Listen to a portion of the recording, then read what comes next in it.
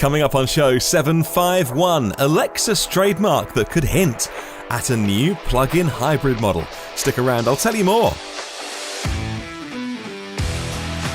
Plus on the show today, we're talking about 20 new plug-ins from Mercedes-Benz, how the Nissan Leaf is the most iconic electric car, Honda's hybrid and EV battery recycling scheme, London's black cab maker turns to vans, and why the virus could mean we're all driving more cars. I'll fill you in on the details on that on the show today. Well, good morning, good afternoon or good evening, wherever you're listening around the world. Welcome to EV News Daily for Friday the 17th of April. My name is Martyn Lee and I go through every EV story, so you don't have to. Thank you as always to myev.com. It's the world's first dedicated marketplace only about buying and selling and learning about EVs, connecting buyers and sellers and teaching you about EVs as well, and a lot more besides. Check out myev.com. So, this Mercedes-Benz story. Well, there'll be more than 20 Mercedes-Benz models with EQ power by the end of the year. The company pledges that starting with the A-Class and going all the way through to the S-Class luxury saloon, and including their SUVs as well, the plug-in hybrid technology does go under the banner of EQ power. Reports MercedesBlog today, the relatively large lithium-ion batteries will provide pure electric driving for most daily journeys and commutes. EQ power is normally, I think in pretty much most of the places where Mercedes-Benz are going to have a plug-in hybrid car, a 1.33 litre four-cylinder engine, 218 horsepower on that. But what about the electric bits that you and I are interested in? Well, there's a couple of lithium-ion batteries. They're both supplied by Daimler's subsidiary Deutsche Accumotive. The first one is 15.6 kilowatt hours, and on some of the bigger plug-in hybrids from Mercedes-Benz, there's a larger battery variant of 31.2 kilowatt hours.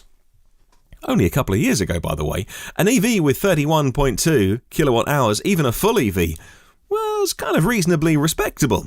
Now, that bigger battery, if you do have a Mercedes-Benz, and I don't know what the exact model numbers are going to be, they didn't list them on the press release, however, it's going to be the larger, heavier, more luxurious, more SUV, I imagine, Mercedes-Benz, which become the plug-in hybrid using the bigger battery of 31 kilowatt hours.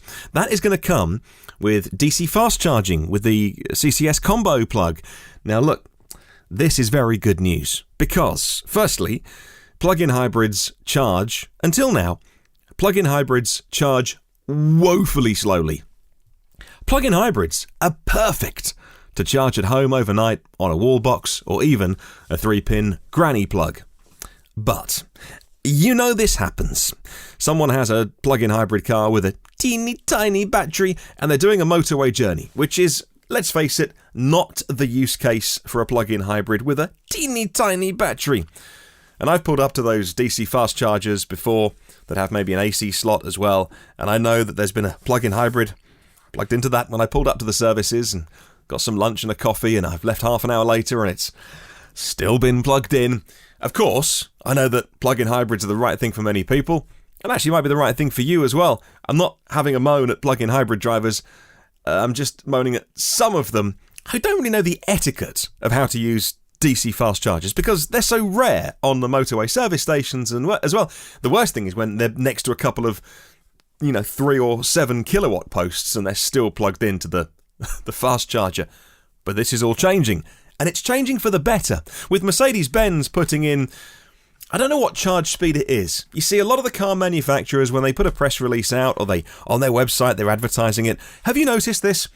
Most EVs and hybrids these days are being advertised with their charging time as the headline number. So all Mercedes-Benz will say that on their new plug-in hybrids with EQ power, the 20 of them that'll be out by the end of the year, they'll charge from 10 to 80% in 20 minutes. Well, I know that you and I have a greater understanding than many when it comes to EVs, but I really wish they wouldn't do this because it really means nothing. But anyway, it does mean something, I suppose. Charging from 10 to 80% in 20 minutes means that you're getting 70% of the battery's energy into that battery in 20 minutes. Well, presuming the big number that I gave you, 31.2, is the usable, if you were to 70% of that, divide that up, that's 21.8 kilowatt hours.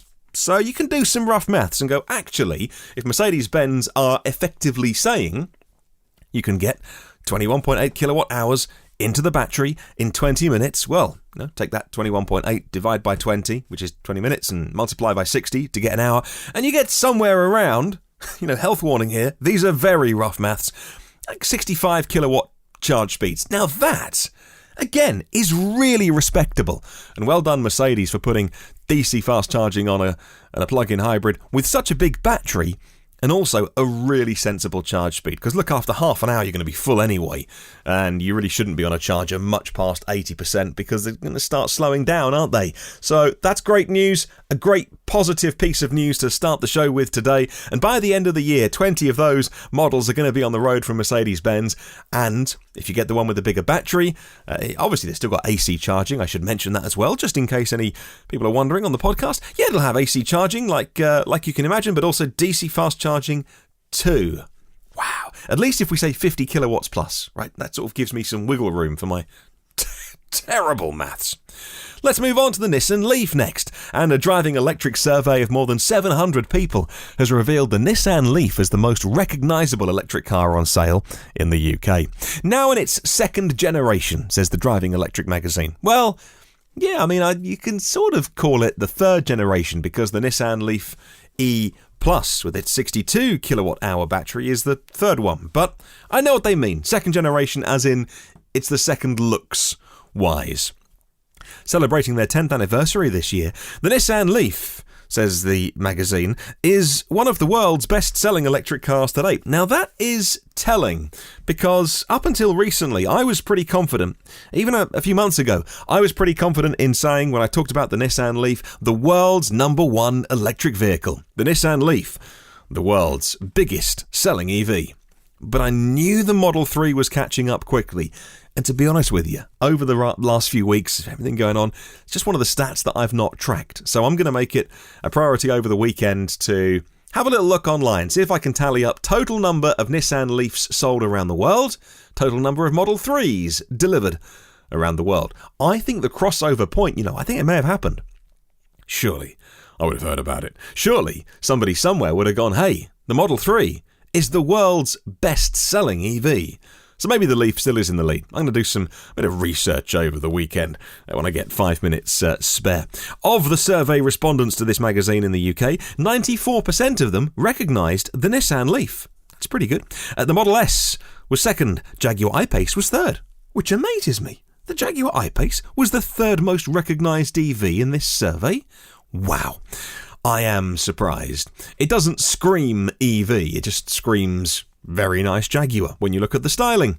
Well, this is an electric car magazine that we have, so I should probably message them and say, look, of your 700 surveyed, how did you do that? Because if they're asking 700 current EV owners, that's one thing. If you're asking 700 random members of the public, well, that's something else. So again, in terms of surveys, you always need to try and ask, where does the data come from? When was the data taken? Who did they ask? How's the survey been done? The Model X, by the way, was 4th. BMW i3 was 5th. Oh, Mini Electric came up pretty well as well. That's a car that's not even out, or maybe it is actually, is in the hands of very, very few people. As well as revealing the most recognisable EVs, this survey asked respondents which manufacturers were leading the charge with EV adoption. Well, Tesla topped both categories. Nissan and Jaguar completed the podium. Okay, moving on. And a battery story is next. Honda in Europe is expanding its battery recycling partnership with SNAM. And I will attempt to let you know what they stand for. Société Nouvelle d'Affinage des Métaux. We'll stick to SNAM for now. My French is pretty bad. That is the partnership which they say is going to advance the sustainable usability of end-of-life traction batteries, according to Renewable Energy magazine. Well, the pan-European arrangement will see SNAM collect and recycle battery from Honda's increasing number of hybrid and electric vehicles to prepare them for second life renewable energy storage or extract the materials in recycling for that purpose. Dealers can arrange and request the collection of end-of-life batteries and for them to be recycled through the SNAM dedicated platform. Collection can be arranged via a storage hub within 15 days, blah, blah, blah, blah, blah, blah, blah. Dealers don't have to store the batteries, blah, blah, blah, blah, blah. Look, this is a lovely press release, but it's absolute nonsense. And, I'm a pretty positive person when it comes to EVs. I tend to give everyone the benefit of the doubt. I see the positive, the silver linings wherever I can. But look, Honda announcing a partnership to recycle all of those mountains of batteries that are coming to the end of their life. What batteries? Fill me in if I'm missing a detail, but what batteries? Okay, so there probably are some, maybe Honda E, right, the new Honda E, that gets written off in a bad accident, in a bad crash, and the insurance company says, look, it's just more, we're going to write it off rather than fix it. Okay, so that's probably going to happen. How many times a year? Goodness, there's not many Honda E's on the road. So that may happen. But there is not going to be dealers up and down the country going, phew, I tell you what, don't know what to do with that mountain of batteries I got stuck round the back from old traction batteries that I've taken out of EVs that have come to the end of their life. Oh, if only there was someone I could call. What's that? There is. I can give them a call and they'll pick them up within 15 days. Ha ha ha! Happy days. Sorry, I got my cynical pants on today. It's a lovely story, don't get me wrong. And recycling and renewing batteries does need to be part of every car maker's narrative. But I suspect with this one, it's probably all it is. It's probably a tick in a box. Honda probably said, look, we need a scheme. We need a recycling scheme so that when we get our fingers pointed at us to say, what are you doing with those batteries when they, in 10 years' time, when they get to the end of their life, we can go, ah-ha-ha, we have a scheme. Anyway, I suspect it's nothing more than that. I would love to be wrong. And if there are mountains of batteries somewhere that I don't know about that are just sitting, waiting to be used in a Second Life application, well then fill me in. Hey, the company that makes London's black cabs. You've seen these, right? Black cabs, famous in London, along with our big red buses and telephone boxes and post boxes as well. One of the icons of a great capital city. And London's black cab maker is a company called LEVC. They're owned by Geely. Yeah, you've heard of them, right? We talk about Volvo and Polestar all the time. Well, those cabs are actually made in the UK, and they're going to start production of a van version of the London Black Cab in November. The article I'm reading from Automotive News today says the van's going to be called the VN5, which I didn't know. I did know it was going to use the same platform as the TX5, which is the taxi, and it's going to be the kind of van that would rival something like Ford's plug-in hybrid Transit. Well, LEVC is banking on cities around not just this country, but Europe as well, enforcing tougher air quality standards, and many businesses wanting to go with an EV van. The van uses 65% of the same parts as the taxi, built on the same production line in a place in the middle of the country. We call it Coventry. The high cost of the drivetrain with its 31 kilowatt hour battery and the 1.5 litre 3-cylinder engine, it's a Volvo engine. If you've seen the inside of the cabs, it's Volvo insides as well. It's expected to make the van more expensive than a conventional diesel rival. We're talking about the 1-ton segment here. Okay, so the purchase price will be more expensive, but look, fleet managers don't often look at the purchase price because, let's face it, many of them are leased as well. They go down to the bottom of the page and they look at something called the total cost of ownership. You've got a vehicle for 3 years, you're going to do this many miles and this many routes, and what's the total cost of ownership? And unlike you and I, and we buy cars, we think we use our head. We don't. We buy cars with our heart. And I know you'll disagree with me and say, oh no, I ran the numbers. We chose our car using a strict set of criteria. You didn't. You used your heart. You got the car you wanted. You bought the car you wanted. Whereas fleet managers don't. They don't care what badge is on the front. They care about what it's going to cost over X many years. Insurance, fuel, running costs, servicing, maintenance, and this is where EVs get a lot cheaper. So I know the van's going to be more expensive than a diesel equivalent at the beginning, but you wait till those fleet managers run their numbers and they go, hang on a minute, over 3 years, I'm saving money? Brilliant. We'll have a load. Thank you very much. Okay, moving on. And let's go to India next. And Tata, you've heard of Tata Motors. The Tata Nexon is now India's highest selling electric car. The most accessible EV in India is the Tata Nexon. Tata launched the Nexon earlier this year, and the response has been good. I think it's good. In March, they sold 198 of them. Now look, it was because of shutdown and stay at home and virus-related things that car sales everywhere were down in March. However, in comparison, MG Motors sold 116 of the ZS EV, says the Financial Express website. So the numbers aren't big, but already in India, a domestic car maker is number one. And when all of this virus stuff is over, we'll see, keep an eye on that and see if they are still falling in love with it. For a country as big as India, I know that me saying 198 EVs sold is kind of laughable. The Nexon is a car that I'm not massively familiar with. It's got a permanent magnet motor on it, 30 kilowatt hour battery pack, liquid cooled, thermal management, and 0 to 60 in under 10 seconds. So it's going to be a budget model, a cheap model, but, you know, I guess for the right kind of buyer in India, that could reach a market. We'll keep an eye on it. Let's talk about a crazy story today. Crazy good, by the way, not crazy bad, crazy good story. There is such an emphasis on making sure that we have enough batteries for EVs. Poland is actually bringing back battery specialists from South Korea on a specially chartered jet flight. South Korean battery maker LG Chem revealed yesterday that the Polish government is opening their airways for a one-off flight. Of course, we're in lockdown at the moment, but they are chartering a plane and bringing back a plane load of LG Chem engineers. And they're doing that so they can all resume the expansion of the EV battery plant, which is currently being built in Poland.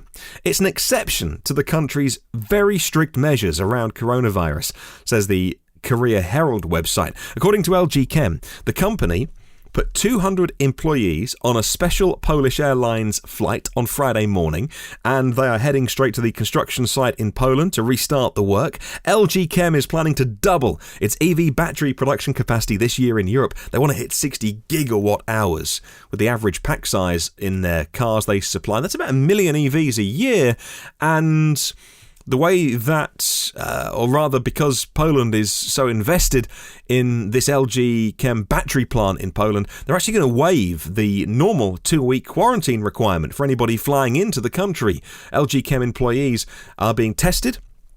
And of course, we'd hope they'd be tested negative for COVID-19. The tests are being done in Korea before they get on the plane. And the Polish government has closed the country's borders until May the 3rd. But they've made an exception because they know how important EVs are going to be. And can't make an EV without the battery. The batteries in that plant are going to be put inside Volkswagens, Mercedes-Benz, Audis, and Renaults as well.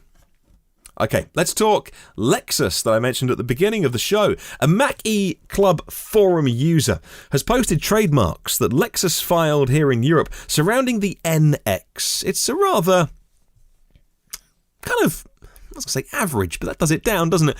It's just a very, very well-accomplished SUV, if you haven't seen the NX. One of them is interesting. One of the trademarks they've registered is NX450H, and that's fine because that's what Toyota and Lexus are known for their hybrid technology. Don't get me on how they market the technology, but they are known for their soft hybrids. However, there is also a new trademark gone in for the NX450H Plus, and it's got everyone wondering, ooh, what's the Plus model?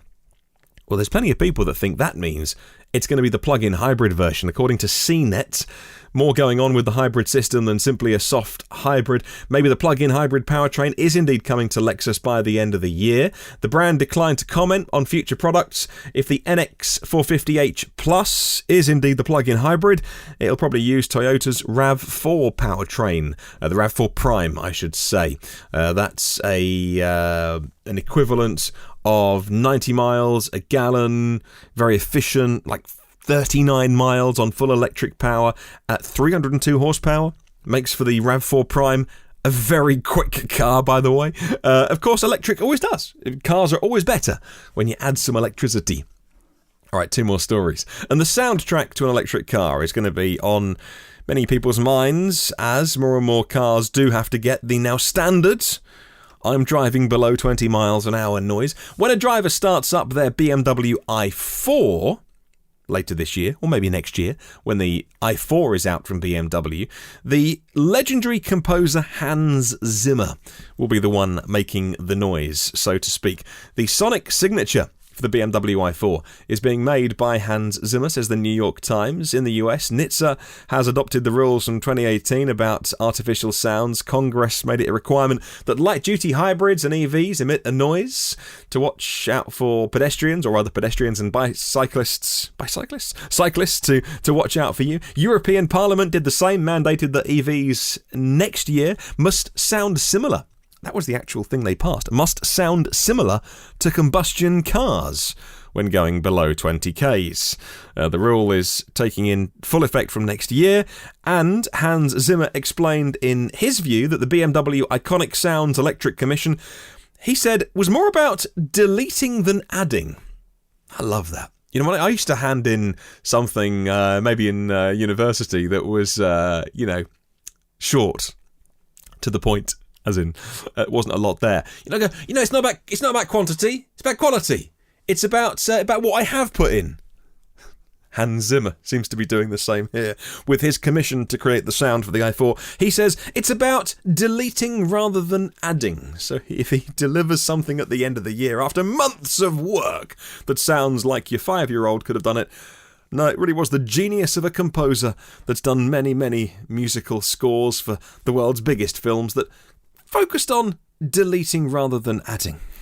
I love that phrase. I'm going to use that more. Next time my boss asks me to do something, and I send back a one-line email, it's like, no, I wasn't being lazy. I was just deleting rather than adding. It's a skill. He says, and I quote, "If you look at the great pieces of art, it's usually the simplicity that makes them great." I'm stealing that. And finally today, earlier this year, daily highway traffic volumes in China were much lower than earlier in the year because of reduced activity, because of lockdown. By March, though, China's daily traffic was consistently above that of what it was before lockdown. Car buying in Wuhan, the original epicenter of COVID-19 and the first city to be sealed off, has also rebounded. As an Audi sales representative said, and I quote, "It's like a boom after a 2-month dormancy. I thought sales would be frozen," end quote. This is a Bloomberg story that I picked up today. COVID-19 has brought about changes that urban planners only dreamed about. Once, the city of Oakland in California has now designated 74 miles of neighborhood streets for bikes, pedestrians, wheelchair users and local vehicles only. And New Zealand's transport minister has announced the country will provide funding for 90% of the cost of pop-up cycleways and footpaths. This is our moment in transport to be green, but it won't last forever. And when we exit our, what this article calls, weekdays that feel like Sundays, which is just brilliant, and that perfectly sums up. I've been wondering, like, how to describe this strange period that we're all living through, and I think I just found the answer. Weekdays that feel like Sundays. It's just like you don't know what day of the week it is sometimes. The life will get back to normal, but when people start moving again, how many of them will want to use public transport? And in places where the lockdowns have been lifted, places in China, Wuhan, etc., public transport is still down, whereas private car use is up, and that might not necessarily always be a good thing in terms of pollution. We'll see what it's like around the world and where you're listening to this podcast. Question of the week now. How can the EV industry help people get into driving electric cars as soon as this is all over? How can the car makers, I mean, goodness, I suppose I'm like on the fringes of the EV industry. How can any part of the EV industry help people get into driving electric cars as soon as possible when it's all over? Email me, hello@evnewsdaily.com, or leave a comment on the YouTube show. Well, thank you to 237 patrons of the podcast. You mean that This show happens. Your support means this show happens, and it wouldn't happen without you as well, by the way. You don't have to have a look if you don't want to. By no means is it compulsory. Patreon is patreon.com/EVNewsDaily.